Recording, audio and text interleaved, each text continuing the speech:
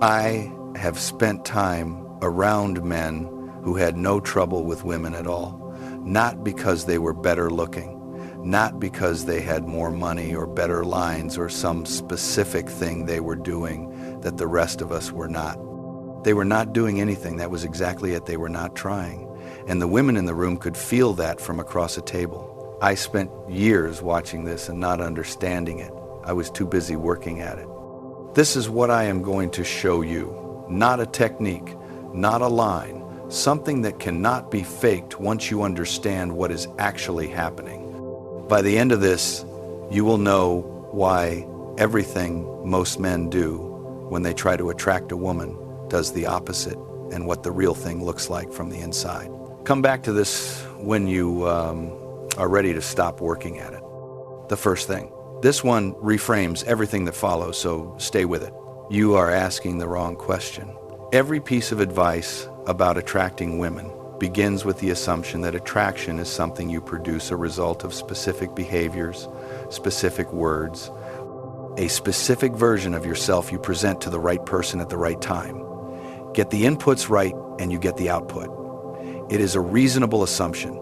It is completely wrong. Attraction is not something you produce. It is something you stop blocking.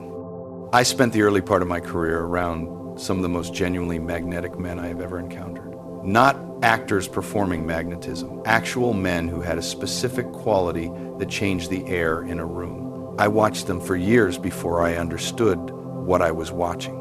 None of them were doing anything. None of them were managing anything. They were simply present in a way that most men in most rooms are not. The men who were working at it, adjusting, reading, calibrating, were exhausting to watch. They were producing something. You could see the machinery. And what they were producing was the opposite of what they wanted, because what they were producing was need. The woman across from them was not experiencing a man. She was experiencing a man's effort to create an impression on her. Those are entirely different things. Think about two men in the same room with the same woman. The first man is running a process, working out what she wants to hear, reading whether his last sentence landed, adjusting his posture, monitoring the temperature of the conversation. He is skilled at this. He has practiced. He thinks of himself as confident. The second man is simply there. He is interested in her as a specific person. He says what he actually thinks. He is not running any process at all. The first man is working harder. The second man is getting all of her attention, and she cannot tell you exactly why. Here is why. The first man's attention is not actually on her. His attention is on himself, on how he is being received, on the process of managing the impression he is making. She is the audience, not the person he is talking to. The conversation is fundamentally about him, even though on the surface it appears to be about her. The second man's attention is actually on her. He is listening to what she is saying. He is genuinely interested in what she thinks. His attention has nowhere else to go because he is not managing anything. And a woman who is the actual object of genuine attention, not performed attention, genuine attention, feels it in a completely different part of her than she feels the managed version. She has been the audience to a performance so many times that she can identify it instantly. What she cannot identify instantly, because it is rare enough that she is not primed to expect, it is a man who is actually there. That is the thing you are trying to understand. Have you felt it, that sense that some men simply have it, and the harder you work at producing it, the further away it seems? That is what this is about. The second thing, this one explains what that quality actually is, not as a concept, but as something physical. Most men think the goal is confidence. It is not. Confidence is performed. What she is actually responding to is certainty. Confidence says, watch how well I handle this. Certainty does not need you to watch anything. Certainty is structural. It is the quality of a man who knows what he thinks, what he values, what he will and will not do, and does not need the room to confirm it. I trained jiu-jitsu for years with Rorion Gracie. The most important thing the practice gave me had nothing to do with fighting. It taught me the physical difference between braced and grounded. Braced is held tension, the body waiting to manage what comes, ready to respond, slightly forward, slightly coiled. Grounded is settled weight, the body simply where it stands, not preparing for anything. A braced man is always slightly ahead of himself. He is managing. A grounded man is exactly where he is. Rorion could walk into any room and the room felt it. Not because he was loud or impressive, because he was not waiting for anything from the room. His weight was already settled. He was not holding himself up with effort. He was just there. And that specific quality of being just there with nothing to prove and nothing to manage produces something in the people around him that performed confidence never produces. She feels this before your first word. The body communicates before language does. Voice pitch shifts when a man needs an outcome. Posture changes. Eye contact becomes either too steady or not steady enough. The breathing pattern changes. None of this is conscious on her end.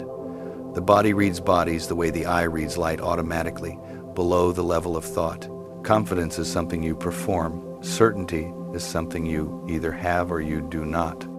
And the only way to have it is to actually become settled in who you are, not to perform settledness, because performance is the opposite of settled. Here is what certainty looks like in practice. A certain man says what he actually thinks in a conversation with a woman. When she pushes back, he considers it genuinely, not defensively, not collapsing, just actually considering whether she has a point. If she does, he says so. If she does not, he says that too. He is not managing how that lands. He is just being honest about what he thinks. That quality, the willingness to be what he is without editing it for the audience, is what she is reading as certainty. Think about two men in a conversation with the same woman. The first man has an opinion about something, she disagrees. He immediately softens, looks for the middle ground, adjusts his position toward hers. Not because she convinced him, because he does not want the friction. The second man has the same opinion. She disagrees. He listens, actually considers it, and then says kindly, without aggression, that he has thought about it and still sees it differently. He is not trying to win. He just knows what he thinks. She walks away from the first conversation mildly bored and slightly condescending. She walks away from the second one thinking about him. Certainty is not stubbornness. It is not arrogance. It is simply a man who has done the internal work of knowing what he actually thinks and is not ashamed of it. She cannot fake that she finds it compelling. The response is physical, below thought, the same way the body responds to anything genuine. Performing presence is exhausting. Actual presence is free. Which one are you running right now? The third thing. This is the angle nobody names, and it is the one that explains why the most attractive men do not seem to be doing anything. Right now, in any room with a woman you are interested in, part of you is watching yourself. Part of you is monitoring what just came out of your mouth. Part of you is reading her face for information about how it landed. Part of you is adjusting what comes next based on what her last expression suggested. Part of you is running a background process that is entirely about her reaction to you. And none of that part is actually talking to her. She is talking to your representative. The actual man is slightly behind the representative, managing him. I understood this for the first time on a film set in my 30s. There was a woman working on the production, not an actress, crew, who I became aware I was performing for. I did not notice it consciously at first. I noticed it when I found myself monitoring whether something I said had landed the way I intended. The monitoring was the tell. The moment I was monitoring, I was not there. I was somewhere slightly outside myself, watching and adjusting.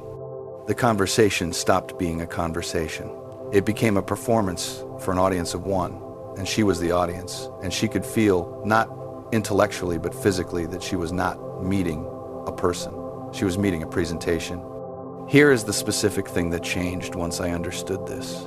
I stopped trying to create a particular impression and started being genuinely curious about who she was.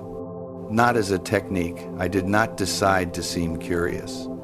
I became actually interested, because I stopped thinking about myself long enough to pay real attention to her. And the quality of her attention shifted immediately. Not because I had said anything different, because I was actually there for the first time in the conversation.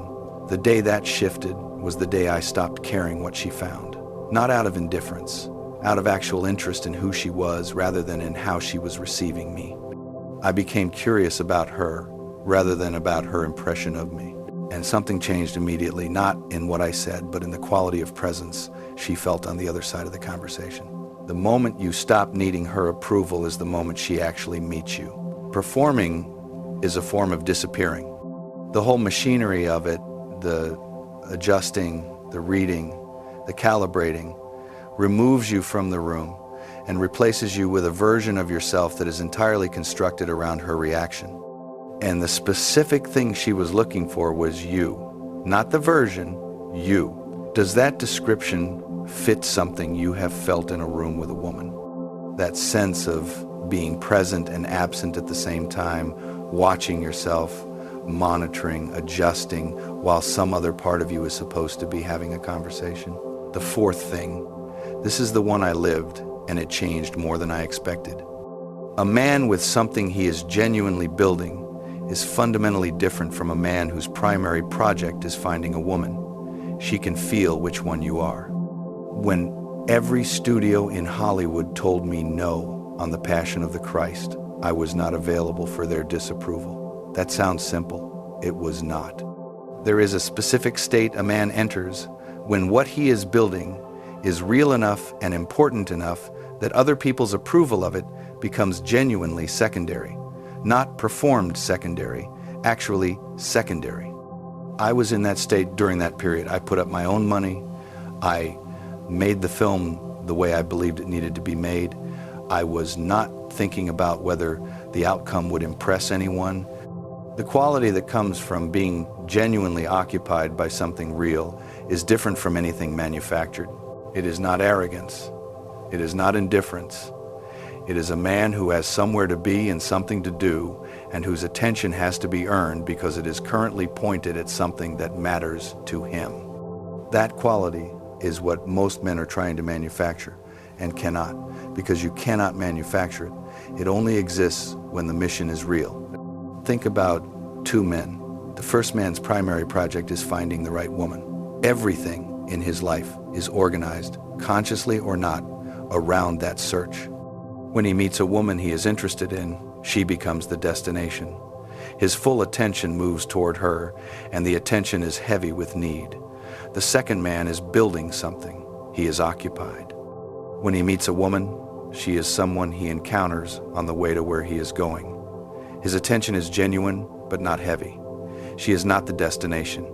She is a potential companion on one. She can feel the difference immediately. The first man's attention feels like pressure.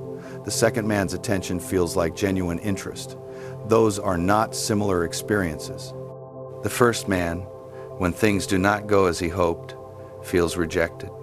The second man, when things do not go as he hoped, feels mildly curious about why, and then goes back to what he was doing. The first man's entire emotional state is contingent on her response. The second man's emotional state has its own foundation, and she is not responsible for maintaining it. That difference in who is responsible for the man's emotional state is something she reads immediately. A man whose emotional state depends on her response is a man who will eventually require her to manage him. That is not something she wants, even if she cannot tell you why. A man whose emotional state is his own responsibility is a man she can actually be with, because being with him does not cost her anything. The most attractive thing a man can be is genuinely occupied. The most unattractive thing a man can be is occupied primarily with her reaction to him. Here is the exercise. Take a piece of paper. At the top, write the one thing you are actually building. Not the relationship, not the outcome with her, but the thing that is yours. The work, the project, the standard you are trying to live up to. Under that, write one specific action you have been putting off because the search for a woman has been quietly taking the energy it should have. then do that action today, not tomorrow. The shift in how you carry yourself when you are genuinely building something is not subtle. She will feel it before you say a word. Come back to this when the occupied feeling fades. That is exactly when it matters most. The fifth thing, this is the most physical of all of them. You cannot fake settled. The body knows if you need the outcome. There was a man I will call Thomas. I encountered him in a specific room at a specific point in my life when I was still working at this. He was not famous. He was not particularly striking to look at. He walked into a room and women in the room turned toward him the way a plant turns toward light, not consciously, not with any decision involved, just an orientation. I watched him for an hour before I could name what he had. He needed nothing from the room. That was the only way I could put it. He was interested in the people he spoke to genuinely, specifically interested in the way of a man who finds people inherently worth understanding. But he needed nothing back. His interest did not come with an invoice attached to it. He was not giving attention in order to receive something. He was just actually there in the room, interested in what was in front of him. The men who were performing around him, and several looked like they were running on a different kind of fuel. Nervous energy, need, the social machinery of trying to get something. Thomas was on no fuel at all. He was simply present. I asked him once, years later, if he was ever aware of the effect he had. He said something I have thought about many times since. He said he was only aware of it when he was not feeling it, when he needed something from a conversation and could feel the quality of his own attention change. The need changed the quality of the attention, and he could feel it from the inside, and so could whoever he was talking to. Your body broadcasts your internal state before you open your mouth. Voice pitch, the pace of your breathing, whether your hands are still or managing something, whether your eye contact is steady or calibrating, whether your weight is settled or held. These are not things you can consciously control when you need the outcome, because the need is producing all of them below the level of conscious control. This is why technique fails. Every technique, every specific thing you have been told to say or do or project runs into the same wall. The body is broadcasting the need underneath the technique simultaneously. She is receiving both signals at once, and the one below the words is louder than the words. You can have the perfect line delivered in exactly the right tone, and the body can be announcing, I need this to work loud enough to cancel everything you just said. I watched this happen on sets for years. Two actors given the same scene. One of them was performing the emotion. One of them was actually feeling something close to it. The camera caught the difference every time. And the camera is less sensitive than a woman having a real conversation. You cannot fake settled, but you can actually become it. The path to becoming it runs through the mission. When you are genuinely building something, the need for any single outcome reduces naturally. It runs through the certainty when you know what you think and are not ashamed of it. The body stops holding itself in readiness to manage her reaction. It runs through the shift from performing to being present when you are actually interested in who she is rather than in how she is receiving you. The monitoring stops and the body settles. These are not tricks layered on top of the need. They are the actual work of reducing the need itself. That is the only thing that works. The sixth thing, this is where I am going to say something you may not want to hear. You already know what you are hiding. She can feel it too. I spent years presenting a version of myself to women that was curated, not dishonest exactly, but managed. I showed what I thought worked. I held back what I thought did not.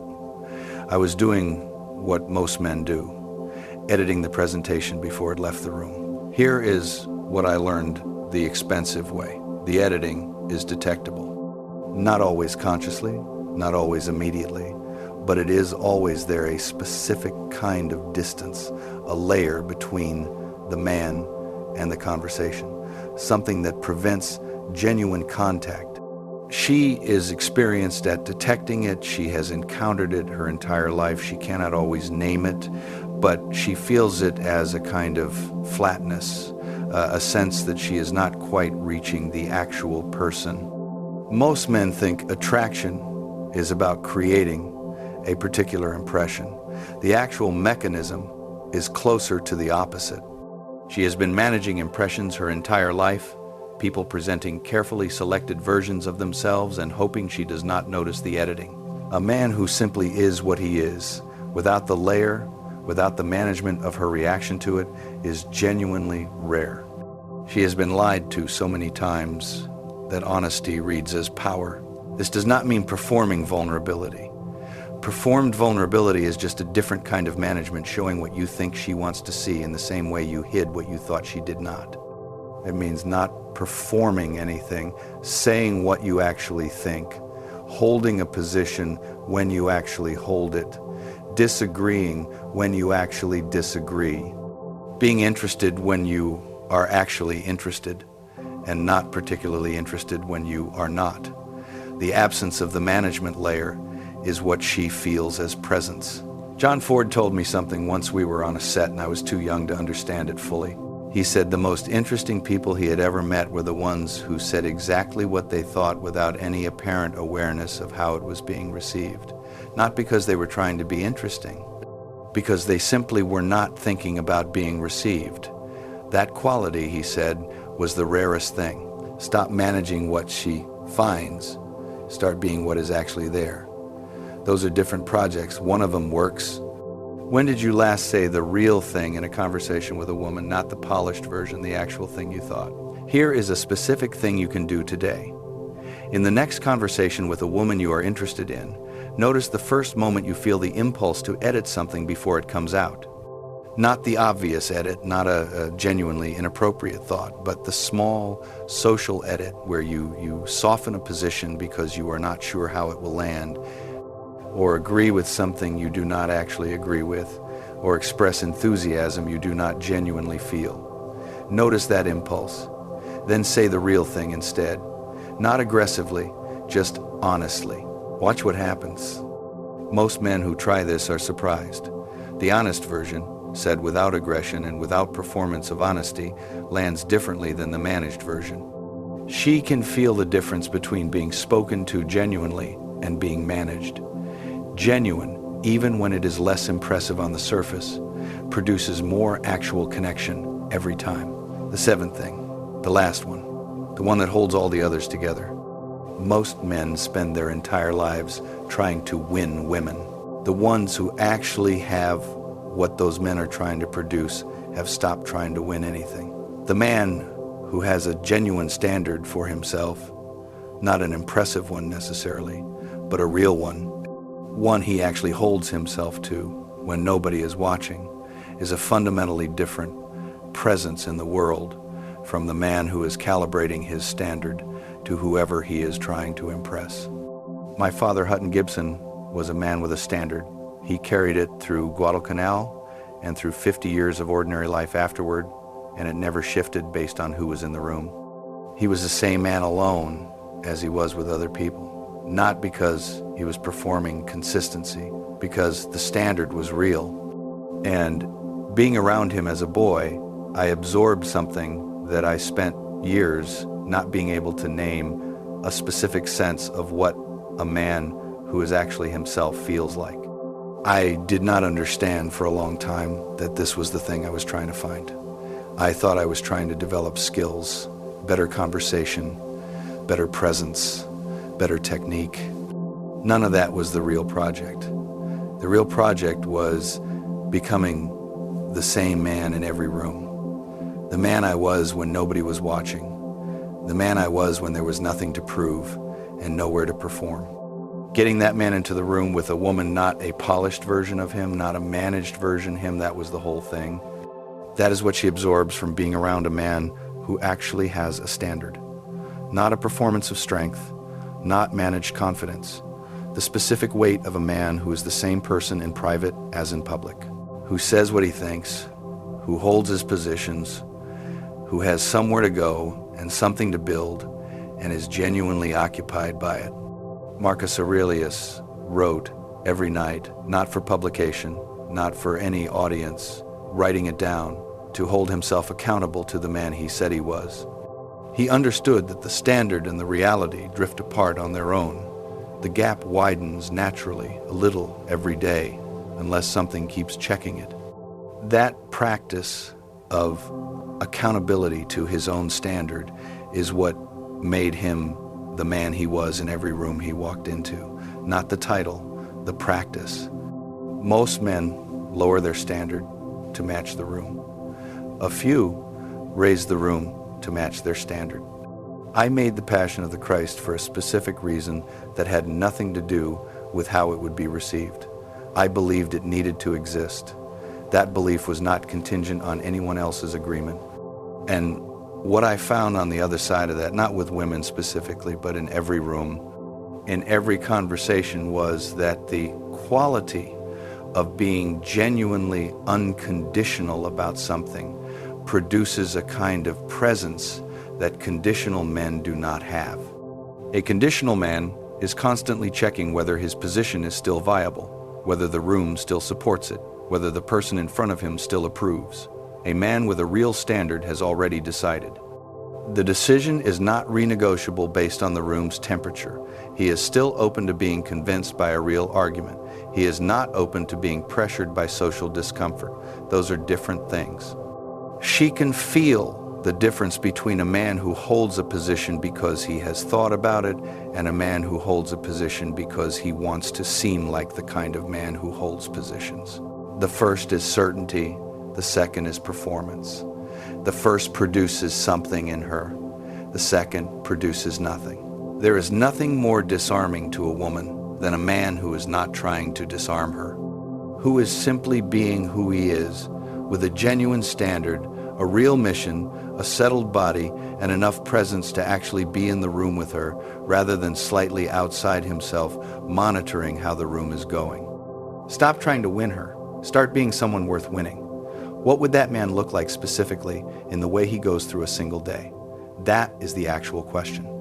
The men I watched at the beginning of my career who had no trouble at all, I understand now what they had. It was not technique. It was not a specific behavior. It was the absence of need combined with the presence of someone actually worth meeting. The two go together. You stop needing the outcome the moment you have something of your own that matters more than the outcome. That is what this conversation has been about. Not how to attract a woman, who to be. The attraction is a byproduct. It always was. The men at the beginning of this, the ones who had no trouble, who were not trying, they were not running a different technique from the men who were working at it. They were running a different life, a life in which they had something of their own that mattered, a life in which they knew what they thought and said it, a life in which their emotional state was their own responsibility and not contingent on the room's response, a life in which they were the same person alone as they were in company. That life is not built in a day, but it is built, and every piece of it makes the next piece easier. The mission makes the certainty easier. The certainty makes the presence easier. The presence makes the honesty easier. The honesty makes the standard more visible. And the standard is what eventually produces the thing every man in that room was trying to manufacture. You cannot manufacture it. You can build it. That is actually better. Pick the one thing you have been avoiding building because the search has been quietly taking the energy. Write it down. Start it today. The shift is not subtle. The performance ends the moment you decide it does. That moment can be now.